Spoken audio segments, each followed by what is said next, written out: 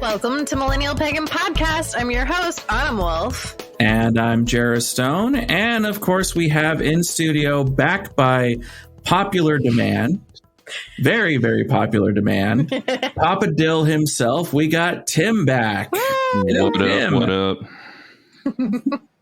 Oh, how are you doing? Pandemic aside, everything is going decently well. I mean, I've got a book I just published, and my family is getting ready to completely move out here to North Carolina with us, which we're super excited for. Nice. Yeah.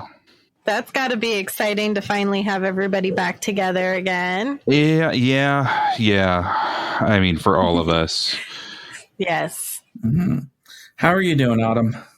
Well, I guess now is the time. I have a big announcement for our listeners that will change nothing for you, hopefully, except that we're going to be taking our winter break a little longer and starting it in November. Patreon supporters already know what I'm about to say, so they're not freaking out. But I am moving to Indiana. Woo! Notice the genuine joy in that voice. Yay! I mean, at least it's not like, Northern Kentucky, so there's that. It's kind of Northern Kentucky. I'm going to be in the South Central zone of Indiana. Snow! So yes, that is basically North Kentucky. Everything south of Indianapolis is North Kentucky, I swear. It's only an hour away from Indianapolis, so it's not that bad. But yes, it is below Indianapolis. So, like I said, nothing should change for the podcast except that we are going to be taking our winter break in November. So our last episode will be our full episode for October. Patreon supporters will still get a mini-sode in both November and December. And their Christmas present, we don't know what that will be yet. If you have suggestions, send them in. So if you want to become a Patreon supporter so you still have monthly content, go ahead and head over to Patreon at Millennial Pagan Podcast or Pagan Pod and go under the $5 a month deal. And that's how you'll get those pieces of information. Yes. Yeah, so Jera, how are you? Doing pretty good. Just got work to do and getting ready for the spooky season. Spooky. Yeah, I mean, I know our listeners can't see, but I'm sitting inside of a black void. Yeah. I decided to jump into some different realm this time. That's better than having a giant U-Haul box right behind you. That is true. I've done some Zoom interviews, and they're like, "Wow, you really are in the midst of packing," and I'm like, "Yes, I am." Thank you for pointing that out there. Yes. Well, and see, I've got my window behind me, so we kind of all three balance each other out. Yeah, there you go. Yeah. The sun, the moon, the move. So, Tim, we asked you to come back, and we kind of gave you a dealer's choice on subjects. So, why don't you tell our listeners what you decided that we need to talk about? Well, one of my passions and in my personal beliefs and faith is all about tricksters. I absolutely love them, mostly because of, well, I mean, I'm kind of a trickster myself, but the tricksters really get a mixed rap. I mean, it's not necessarily bad and it's not necessarily good. It's mostly misunderstood for the common masses, I guess I should say, because typically what they think about when you say trickster is obviously Loki from the Marvel's universe shows and movies. And, while Loki is absolutely a fantastic example of tricksters, there are just so many others out there that most people don't know or don't even think about as tricksters. So that's what I want to talk about. Nice.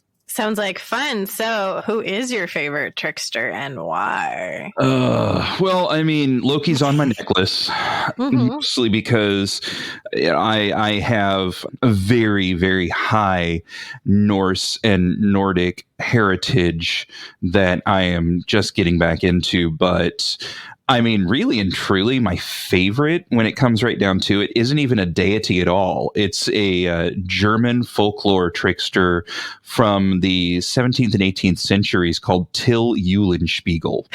He is, yeah, I know. Eulenspiegel, right? He's also called Jester Till or Jester Dill. I know there for a hot minute there was a Netflix cartoon movie about him. So definitely go see if that's still on there and check it out. But he was a common man that, like, throughout his entire life, all he did was make fun of those who were in charge, especially if they were being stupid. He would throw poop at them. He would tie their shoes up and throw them on the church steeple. And yeah, he was an ass, but he was only an ass to the people who deserved it. Ah, nice. Years ago, when I was still a student at ASU, I took a course that was all about tricksters led by Dr. Lawrence Ellis. The man is, I mean, number one, me and him just got along great because, I was closest to him in age than the rest of the classroom. That's always fun. And his syllabus was actually very well laid out because it started off with what is a trickster. And I guess that's the best way to start, is what exactly is a trickster. There is a document, which I will share with you guys afterwards, that is written by a person by the last name of Hines, called Mapping Out the Characteristics of Tricksters, in which they say the heart of the trickster traits are sixfold. There's fundamentally ambiguous and anomalous personalities, which, is basically, the trickster is kind of very vague about everything. They don't necessarily have a set moral compass. The second is a deceiver or a trick player, which you can obviously see in many things. One of my favorite things to point out in the deceiver and trick player is Bugs Bunny. Yes. Most people don't think about him as a trickster, but oh my God, he was such a trickster. Mm-hmm. Shapeshifter, number 3.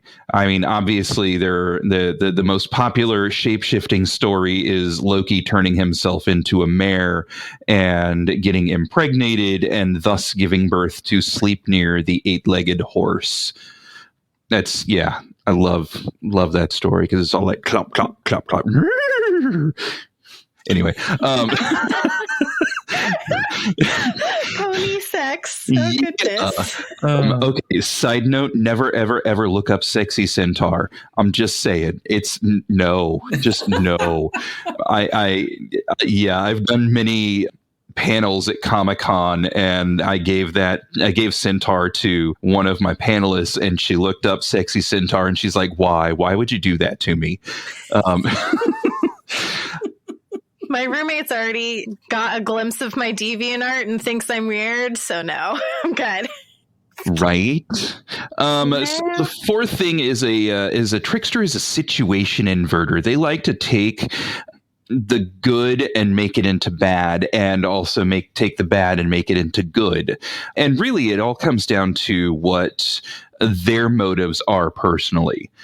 There are also, point number 5, messenger or an imitator of the gods, which some people don't know, but Mercury/Hermes, aka the messenger of the god, was also the trickster of those pantheons. Mm-hmm. And it came mostly in the form of him swapping around messages just for fun.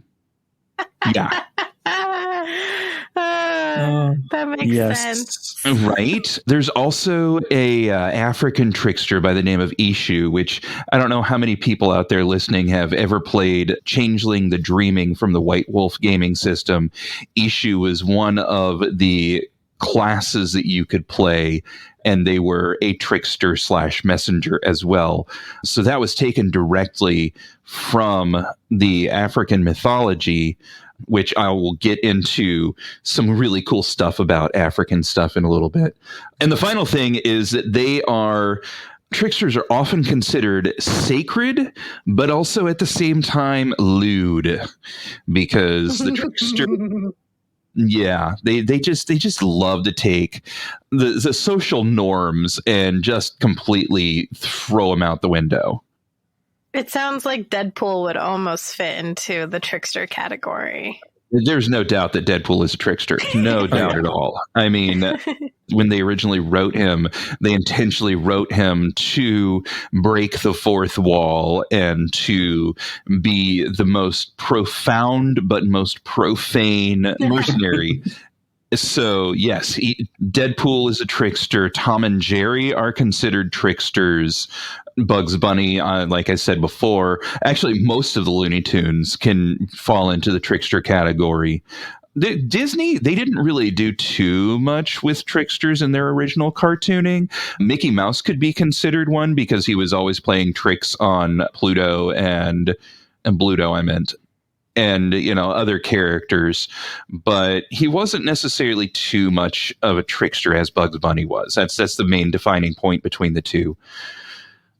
He wasn't a devious trickster. He was more of a wholesome trickster. Yeah, exactly. I mean, if you watch the cartoon Mickey in Wonderland, he was doing all kinds of little fun tricks and stuff like that during the entire cartoon. Yeah. So, yes. So the biggest and most prevalent in the Disney archive, aside from the modern stuff, is Uncle Tom's Cabin. Uncle Tom's Cabin was based on the Remus tales from way back in the 1800s. And the Remus tales were actually brought over with the African slaves from not only West Africa, but also from the Caribbean. And those tales back in the day were called the Anansi tales. And I know that many people know about A Song of the South, the Uncle Tom stories, but there's a lot of people who haven't actually watched the movie because... So I've seen it. I have seen the movie as an adult. And while I understand the social justice issues with it, because they were painting a light that slaves were happy-go-lucky and singing and dancing and all that stuff, it was actually a very important part of not only American history, but American culture as well, that is being just completely railroaded out. Mostly because, and the reason why I say it's cultural is because of the Brer Rabbit stories. I mean, how many people have gone to Thunder Mountain and been like, well, who's all these crazy characters, and don't really know the full story behind Brer Rabbit? Splash Mountain, thank you, yes. Which I know they're supposedly rehauling that and getting rid of Brer Rabbit and all of that, but whatever. I mean, the mouse will do what the mouse will do. So the Brer Rabbit stories actually came from the Anansi tales of African descent. And these are stories that they would sit around at night and tell each other about. And the main pro/antagonist is Rabbit or Hare. Rabbit and Hare was a major trickster influence in most of West Africa. And because the rabbit would often play tricks on, the good fox or the good lion, and the rabbit would be all mean and nasty to them. And so those stories eventually evolved, and Harriet Beecher Stowe started writing them down as a very important anthropological necessity, because with these stories being mostly oral traditions, there was no written account. So without Harriet Beecher Stowe and writing down the Uncle Remus or Uncle Tom stories, we wouldn't have Bugs Bunny at this point, honestly. Because the Warner Brothers have said that they used the rabbit because of the old stories and whatnot as their main trickster figure. And so I find it interesting that in Africa, the rabbit was considered a trickster and the fox was considered the good guy. the good guy. But if you go across the Mediterranean Sea up into France, Reynard the Fox was the main trickster figure of the folk tales there. And he was the one who was constantly, doing all of these things to everybody else to, play tricks on them. I mean, that's part of where the phrase sly as a fox comes in, is from the French stories of Reynard. And then you come over to North America, and the main trickster figures that are over here are Coyote and Raven and Nanabojo and so many others, but they don't consider the hare a trickster. So I think it's very interesting when it comes to the anthropomorphic aspects of tricksterisms. It's just kind of all over the place with who or what is considered the trickiest one of them all, so to speak. The trickiest one of them all. Yes. Which, of course, we all know is Loki. I was going to say Cocopelli, but I guess that's because I'm still here in the desert. Cocopelli, yeah. And a lot of people don't know about Cocopelli, especially if they've never been out to the desert, into New Mexico and Arizona, and even the Sonoran area of Mexico, because, I mean, yeah, sure, he's all over the place for us out there. But back east, when I was a kid, I had never heard of Cocopelli.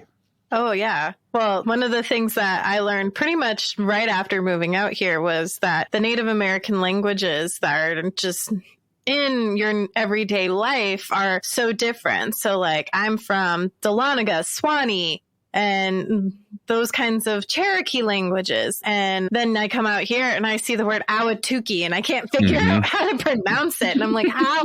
And my boyfriend at the time had Blackfoot in him, and his grandmother spoke Blackfoot. So he was just like, it's Awatuki. Can't you figure it out? And I'm like, no, I can't.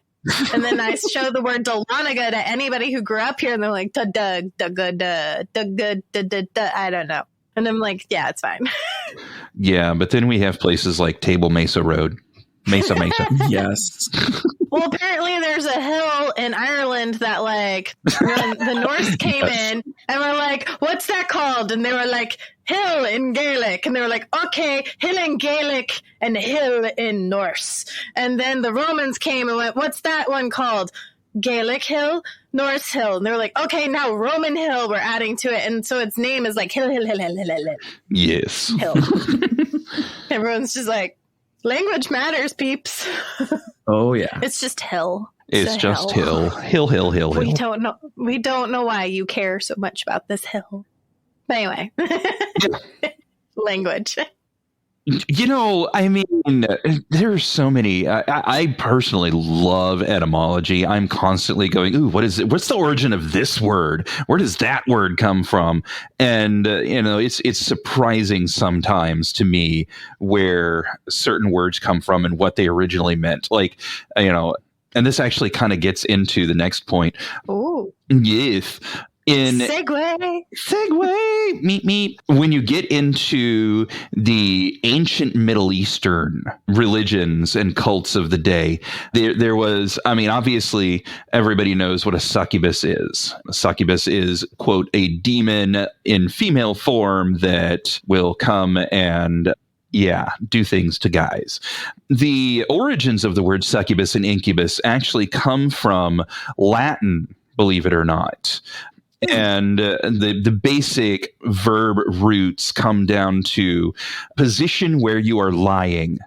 A succubus is one who lies under, an incubus is one who lies on top. Now, along those same lines, concubines, which most people consider as a mistress or a side piece, whatever, a concubine was actually equal. So they lied next to each other. So there's just a little bit of etymology for you. Succubus under, incubus on top, concubus alongside. So back to Mid-Eastern stuff. One of the main tricksters that they talk about in ancient Babylonian mythology is Lilith. Ooh. We all hear Lilith and we're like, ooh, mother of monsters. I mean, yeah, sure. She absolutely was a primordial she-demon that created many of the monstrous critters and whatnot, according to their ancient law, or lore, I should say. But she, with her being a trickster, they say that there is, according to certain Hebrew mythology, she was also the first wife of Adam. Mm-hmm. In books that are apocryphal. Yes. One of the things that I found out about Lilith is that the word lullaby, getting back into mythology and etymology, the word lullaby comes from ancient Babylon. It translated to Lilu Bae, if I remember correctly, or I might be mispronouncing it, but the Lilu Bae was a song that the mother sang for their child to keep the monsters away. It was the Lilith Begone spell, and that has evolved over the years to be the word lullaby. Which makes sense because there's the story that she would cull or take half of all of Adam and Eve's children, and she was the original reason, like they would blame SIDS on her. Mm-hmm. Yeah, exactly. And with her form of trickery, it was definitely more along the sacred line. So she was venerated and upheld as a major deity back in the day. And unfortunately, after the Council of Nicaea, damn that council. The first, the second, the seventh. Right. Yeah. To the Council of Nicaea, they changed her from being a goddess to being just straight up a demon. So, yeah, there's that. Another one of my favorites goes into recent Disney lore with the movie Moana. Yes, Maui. Yeah.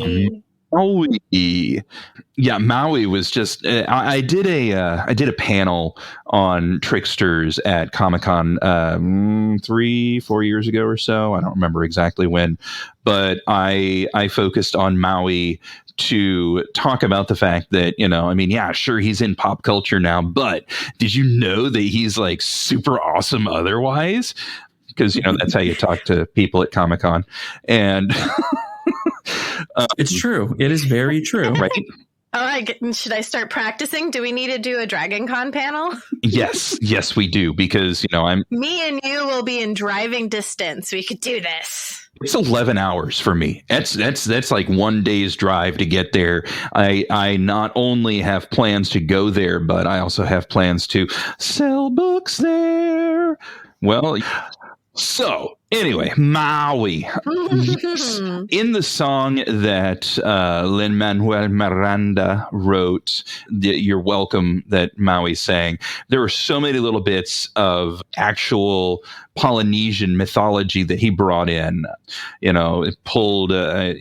took out his hook and pulled up the islands from the sky, from the sun, from the ocean, from the sea, and then he pulled the sun closer, and he, made the winds blow better for them. So obviously he was not without his faults. I mean, the story of him stealing the heart of Te Fiti and Te Ka coming around, that was just like a giant conglomeration of a whole bunch of stories put together. And I know that the Polynesian government and the Elder Tribe actually gave their okay for the movie because it was, Maui is such a very important part to the Polynesian people that they wanted to make sure that they were not seen in a negative light. Yeah, Disney really worked hard on this one to make sure that it was not appropriating, that it was appropriate. Exactly. So. Yeah. And they did that with Frozen too, where they went to the indigenous peoples and said, right. we want this information to be correct. We want to be respectful. We've made mistakes in the past. We want to make sure we're moving forward with our best foot forward. Which makes me happy. So applauds. Yes. All hail the mouse. I'm not saying all hail the mouse. The mouse has some problems. So if you have Disney Plus, talking about this time of year, they have this really great little Prop Masters episode specifically on The Nightmare Before Christmas. Yeah. And I watched it last night. It was beautiful. Just Yeah. Go watch that. That was great. Okay. Well, I have to wait for my kid to come back home from work so that we can watch that, because he is super all about Jack Skellington, and he would kill us. He would love it because, anyway, continue. Yeah, absolutely. Another trickster right there, Jack. Yeah, Jack Skellington, absolutely. Based on Irish tricksters, Jack. Mm-hmm. Anyway. And then there's like a whole slew of Irish tricksters out there. I mean, you can get into Puck, you can get into Mir MacLannan, you can get into Braun, to some degree the Morgan are considered tricksters as well. But, you know, we can get into a whole talk about triple deities, but that's not today. Today's tricksters. Yeah, triple deity. I think we need to like do that later someday. Yeah, right. No, all about it. I'm all about it. Yes. So let me think here. In Russia, there was Ivan the Fool. He was a human trickster that was kind of like Till Eulenspiegel, to point out the flaws in Russian society, so to speak. Not to be confused with Ivan Grozny, Ivan the Terrible.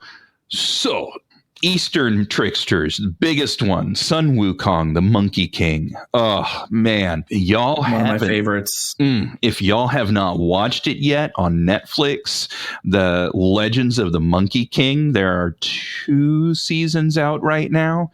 It's amazing. Phenomenal. Also, the movie Forbidden Kingdom? Yes. Starring both Jet Li and Jackie Chan. Jet Li plays the Monkey King in it. And oh my gosh, the first time. That was actually my introduction to the Monkey King. Well, and like the first time, since he's such a stoic actor anyway, when he first smiled, I lost it, because it was just, so amazing. I mean, he just lit up the screen with his smile. Oh, yeah. It was that polar, cheeky trickster grin that literally just lit up. And I'm like, ooh, I need to know more about that character. Exactly. And if you all haven't seen it, I know it's on one of the streaming services right now, so definitely take a gander at Forbidden Kingdom. It's a great coming of age story where it's all about an American boy who wants to learn the Gong Fu, but he has to go on the typical hero's journey to find out. It's on Peacock. Okay, thank you, dear. Which, by the way, Forbidden Kingdom honestly has some of the best fight sequences. Oh my gosh, that I think has ever graced the silver screen. Yes. My roommates just watched it, so I caught clips of it because I was in the middle of packing. Wah wah. Well, I mean, you have 2 of the Kung Fu martial art greats. You have Jackie Chan and Jet Li. You know it's going to be a phenomenal fight sequence. Oh, absolutely. And then on top of that, they had I can't remember his name right off the top of my head, but it was a choreographer, a fight sequencer that's actually worked on like some of the biggest Chinese, Japanese martial arts movies ever. They actually had him come down and actually do the fight sequences. So even just for that, it is phenomenal. That must have been a really fun, like, just environment for all 3 of them to be working together. Oh, yeah. Well, and if I remember right, that was the first movie that they were both in. So, I mean, it's crazy to think that here these 2 huge action stars, which, by the way, Jackie Chan is totally a trickster. These 2 huge action stars had never been in a movie together until then, and it was the perfect story for them. So, back to Russian gods. Russian or Slavic, actually, not just Russian. The Slavic god Veles was also considered a trickster. He is the chthonic or underworld god, whereas Perun was the Oronic or overworld god, the god of the sun, the thunder god. And he was the main opponent. Veles is the main opponent for Perun.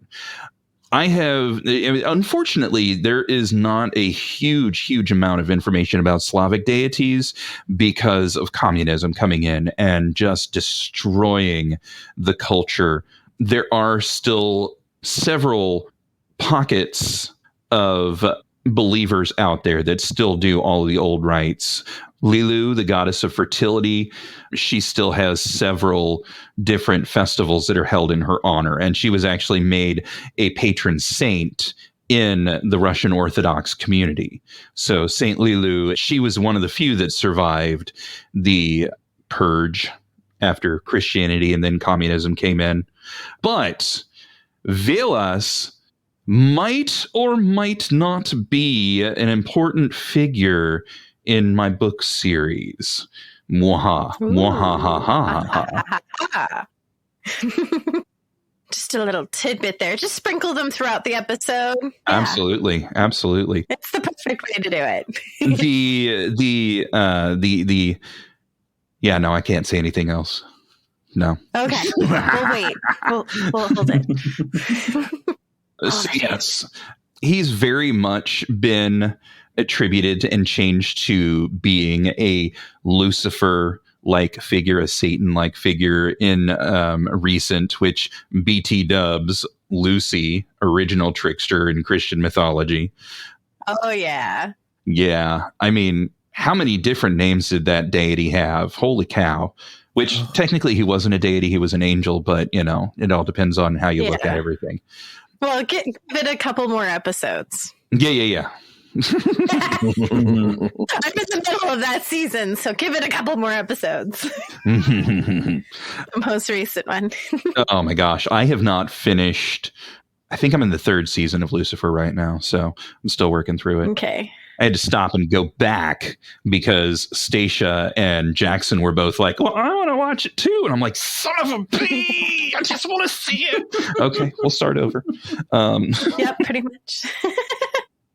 Yeah, if you haven't seen the episode with Lilith yet, I feel like they did kind of a disservice. I feel like they could have used her a lot more, but I also kind of see where they were going. Right. Because I feel like Eve had such a huge piece of this puzzle that they could have brought in Lilith to be a major character, and they decided not to. But at least they touched on her. Right. Well, and I appreciate the fact that there are more shows that are painting Lilith in a different light other than, just the demon and mother of monsters. I mean, they did a decent job with her on Supernatural. But, and it's also very interesting to me how recently they have taken Lilith and equated her to the wife of God, of Yahweh. So it's interesting to see how that mythology changes over time again.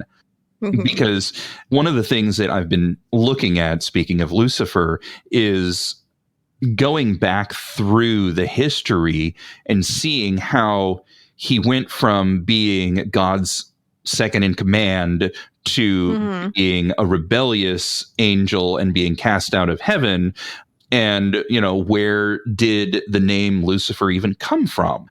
Right. So I am personally working on that research right now to maybe even, write another book. What? I'm already got the title. It's Lucifer, the mythology of the morphology of a name. Anyway. Well, you could dive into Morning Star. You could dive into Samael.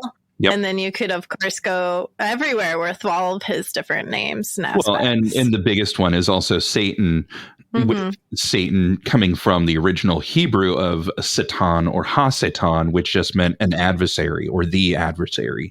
It didn't necessarily say this was the end-all, be-all, ultimate bad person. Right. Because originally, when the Hebrews started their beliefs, if you go back far enough, there was only one deity. There was only Yahweh. There was only the creator of all things good and evil. And it didn't come in until the Canaanite and Babylonian occupation that the idea of a duality came in. But that's a topic for another day. Definitely. Yeah. But after touching on Lucy being his trickster self and deciding to be a snake, what kind of German deities, if we're going to move across Europe? Yerman. Well, I mean, obviously, you've got the Teutonic deity of Loki, There is, oh shoot, where did I put that? German folklore. The Pied Piper is a trickster from German folklore.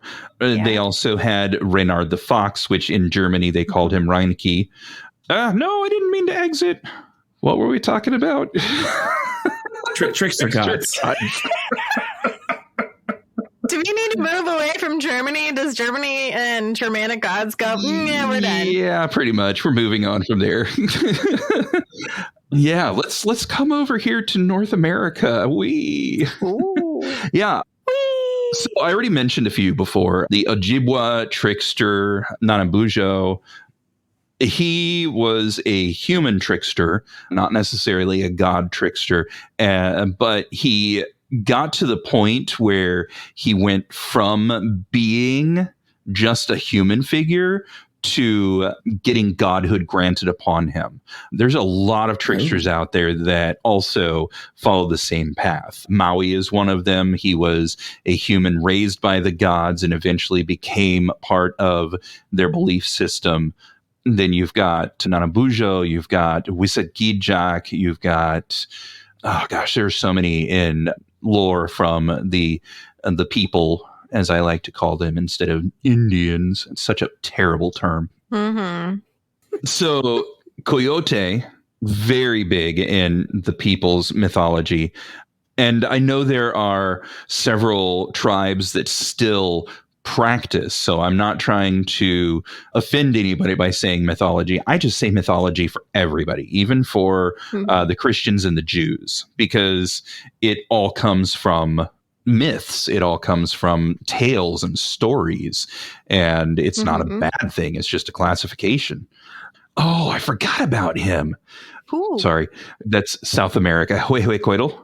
Oh, we'll get to there in a second. Yes. Anyway, Coyote is probably the most widespread because he encompasses most of the plains, the southwestern portion, as well as, getting up into Canada with the natives that lived up in Canada and Aboriginals. Ooh, I like that one. And then when you go over to the Pacific Northwest, going up through that entire western side of Canada, you have Raven or Crow that come into play as tricksters. One of my favorite stories is how Raven got quote unquote burnt, because originally he was beautiful, all white feathers, very pearlescent, opalescent colors. He shone with the multiple colors of the sun. But he fell in love with Eagle's daughter, according to one of the stories. This comes specifically from Pacific Northwest. I don't remember which tribe. I'm sorry. Cree, maybe? Anyway, no, Cree is Eastern. Anyway, he fell in love with the daughter of the Great Eagle, and the Great Eagle was the keeper of the sun, and he kept the sun in his hut all day long. But, Raven really didn't care about that. Raven just wanted to get some eagle loving.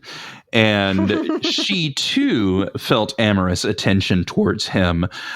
But Papa Eagle didn't want anything to do with that. So Raven snuck into the house one day and stole the sun and threw it up in the sky, which is how he got turned black and burned.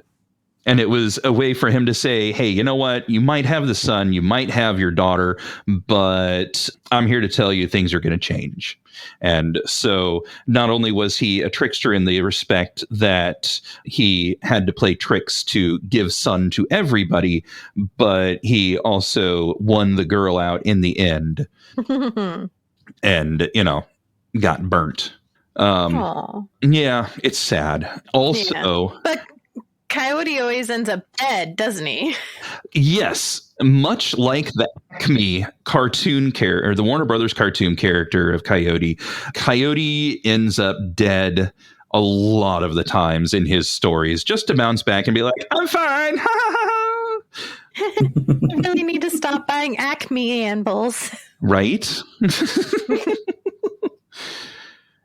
So yes, the character of Coyote was definitely based off of the original stories because, oh gosh, there's so many. I mean, my professor, Dr. Ellis, spent like 2 weeks just talking about different Coyote stories from all of the different tribes, and it was so fantastic. I mean, I hoped that he did it more for the fact that we were living in the Southwest and less for the fact that, he was a fan of the Warner Brothers, but I'll never know.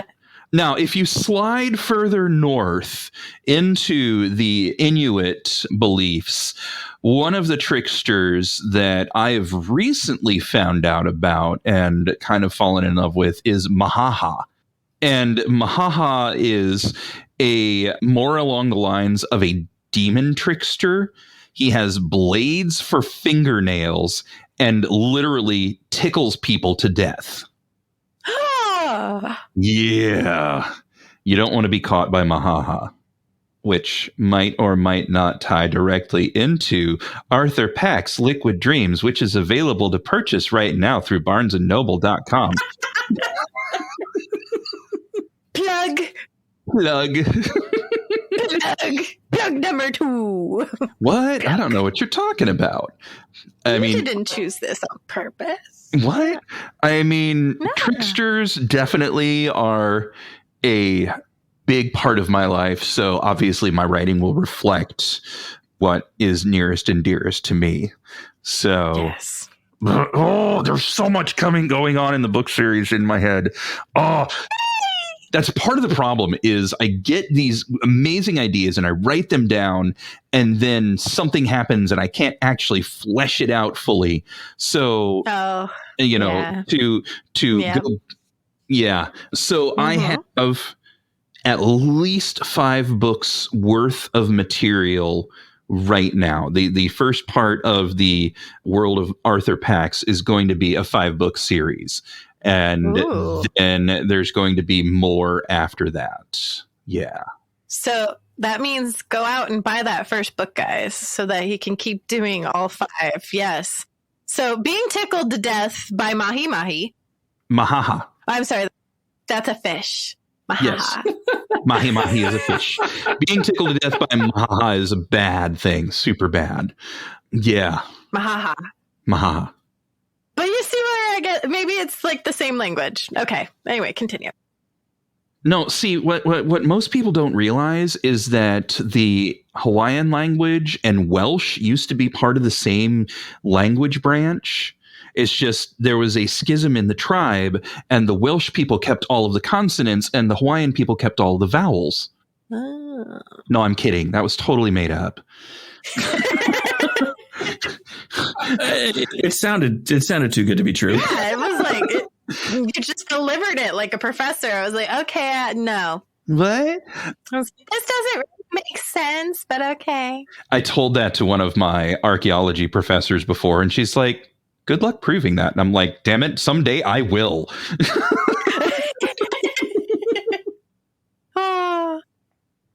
Now, if we come down further south, yes, south, Yes. Tricksters, going down into the ancient lands of the Incas, Aztecs, and Mayas, the biggest Mayan tricksters were the hero twins.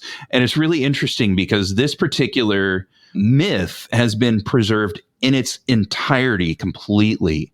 The story of Hunyapu and Xbalanque in the Quiche language. The twins were identified in the art from the classic Mayas, so like anywhere from 200 to 900 Anno Domini or CE current era.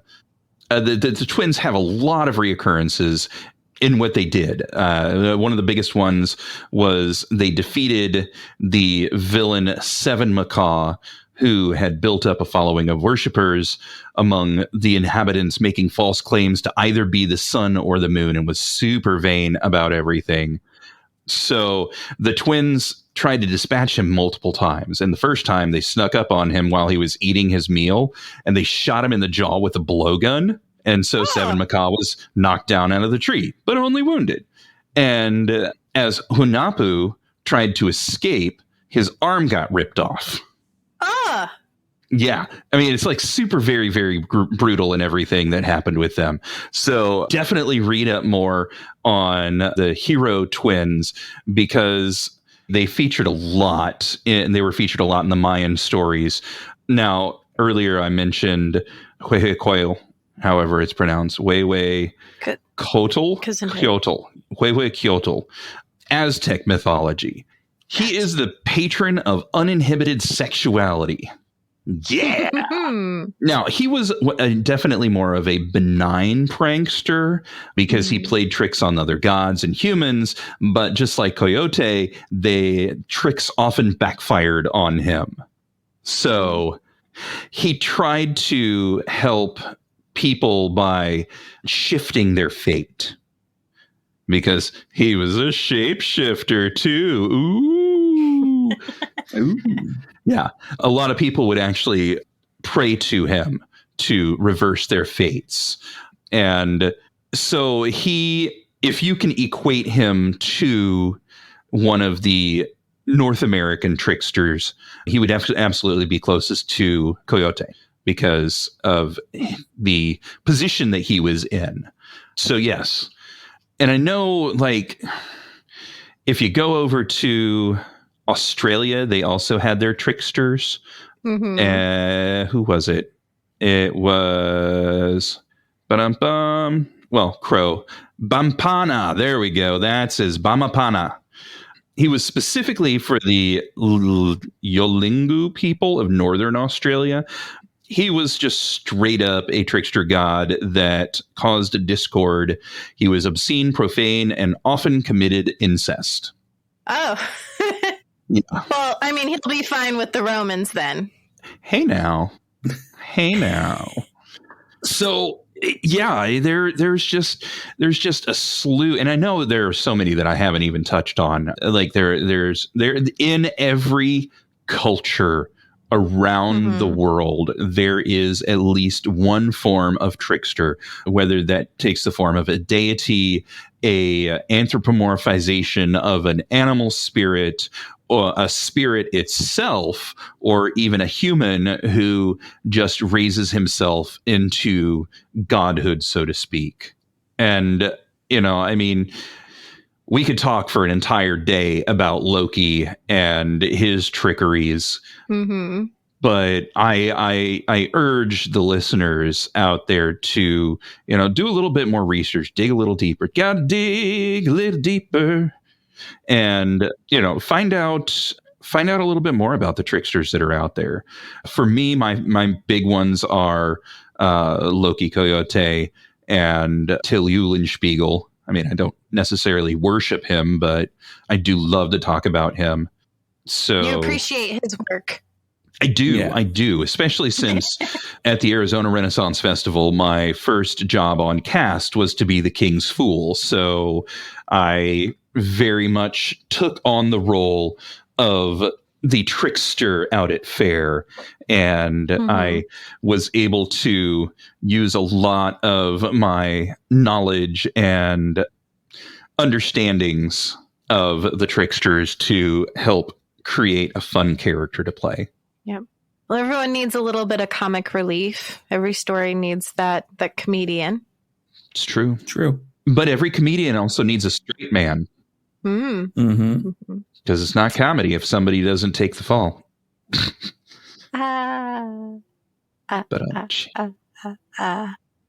Yes. But the Fool is a very important person, not only in the major arcana of tarot, but in court. In the medieval times and in Renaissance era times, the Fool had so much knowledge, but was also able to bring laughter and cheer. But at the same time, he also was a confidant and secret keeper. Specifically, Will Summers, King Henry VIII's Fool. He, oh my gosh, I am so glad when in the TV series The Boleyns. Was it Boleyns? The Tudors. They actually brought in Will Summers for several episodes when Henry had himself locked up. And I'm like, thank you so much, because he was a very important part in not only Henry's life, but Elizabeth's life as well, because he took on the role of not only the jester to help make fun of people, but he also took on the role of basically uncle to Henry's kids. And there was a painting where he was actually painted in with the royal family. So jesters and fools and there's another one. Polish jester in the 1500s. Stanzik is his name. Just one word. Stanzik. Like yes. Madonna. Yes, Stanzik.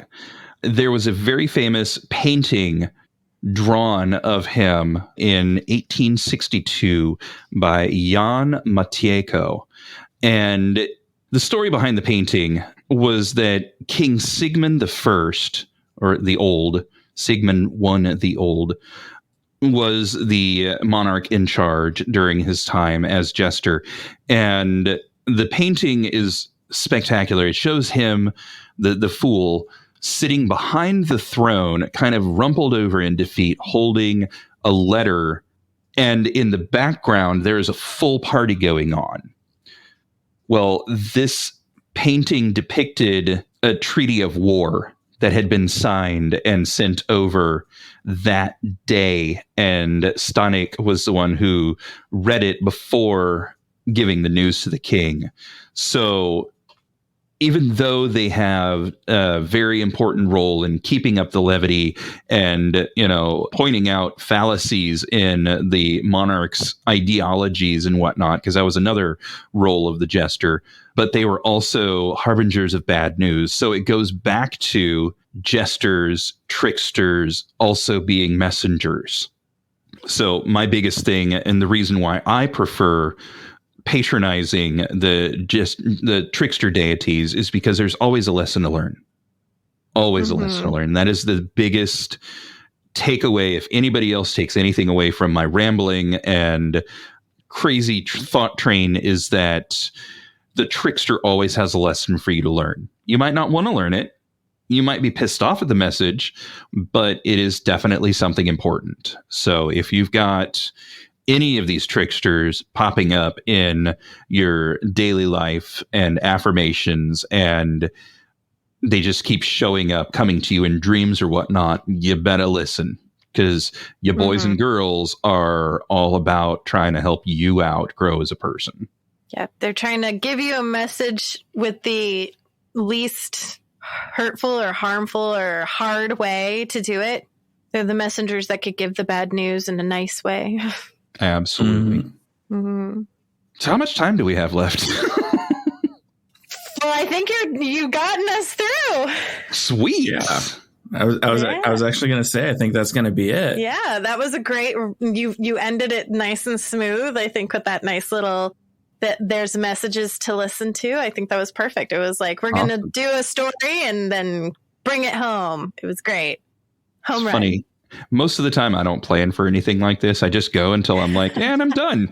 And I'm done. Yeah, no, you touchdown. Yay. So let's All right. Well, Tim, thank you so much for being on. I think that was really I had a lot of fun. I hope all of our listeners, they always have fun when you come on. We always get comments. We love having you.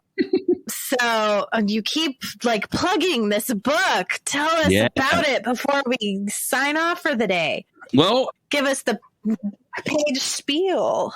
So short version is year before last, I had an idea of souls escaping the underworld through water by looking at mist rising from a pond one crisp winter morning.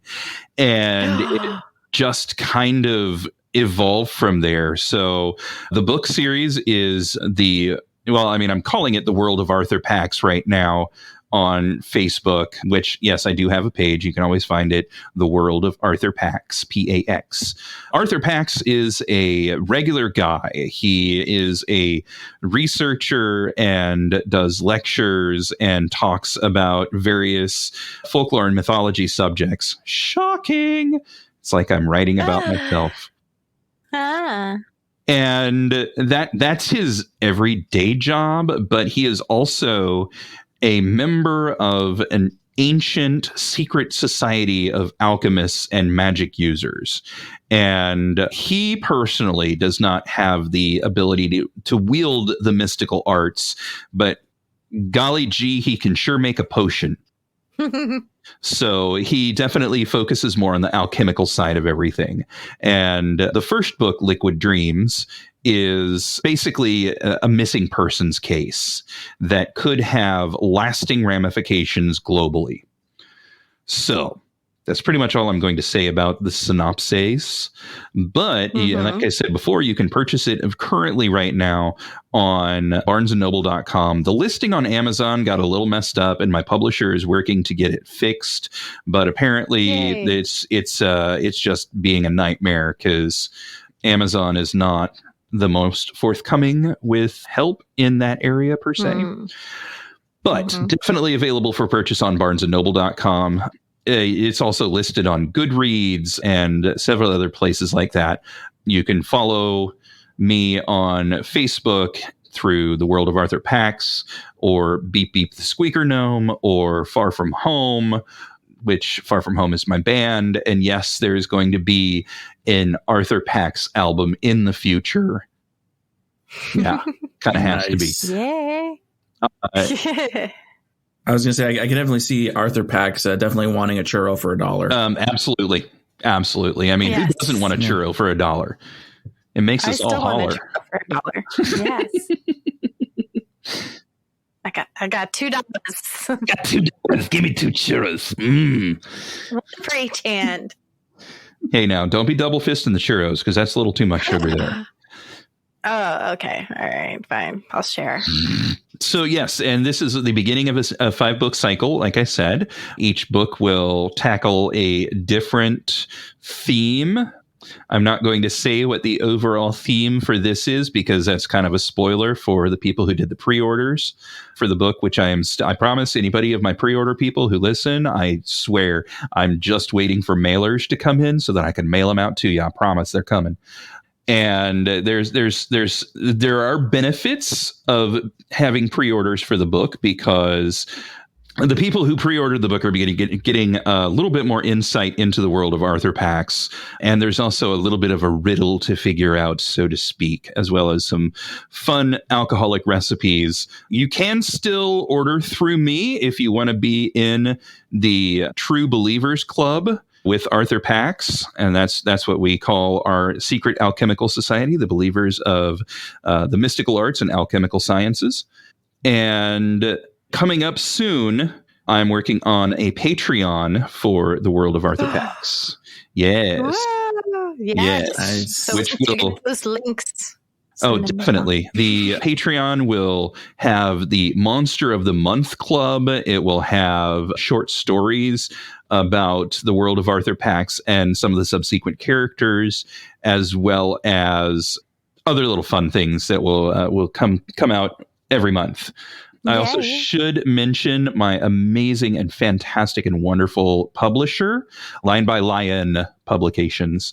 They took me on because the owner knows one of my relatives. And so she read through the manuscript and she's like, holy cow, this is perfect for us. So yay. If there are any independent authors out there listening who would like to get in contact with Line by Lions, I can absolutely give you all links and the hookup and everything, because like me, they're just a small-time publisher. You know, they're a small business and they could really use help and support from anybody and everybody that's out there. Fantastic. So Jera, where can they find you, listen to you, do that stuff? Of course, I'm on the Instagrams under Haggard Cosplay, underscores between all those words. I'm on TikTok, AZ Silent Bob, underscores between all those words. And then I think that's it. You should just be... Oh, and Twitter, yeah. There you go. Yeah, Twitter, Jera Stone, no underscore. Yeah. And you can find me, Autumn Wolf, on Facebook. And, well, you can find me on Twitter. I can't say I've posted anything off of Twitter in, like, forever.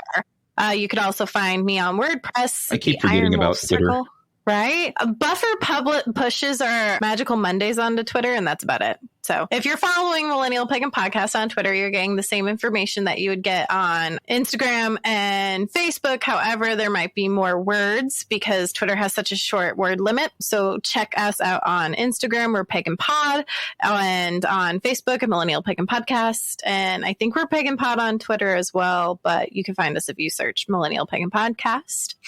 Anyway, thank you so much for listening, going this far. Thank you to Tim for coming back. As always, he did save my butt by being here today. So. Well, thank you guys for having me on here. I absolutely love coming on here and chatting with y'all because, you know, you're good people. Especially. And we want to talk about your book and push your book. Make other people read your book.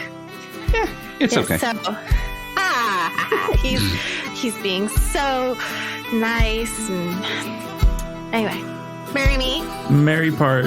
And marry me again. Meet again. It wasn't you who said meet this time.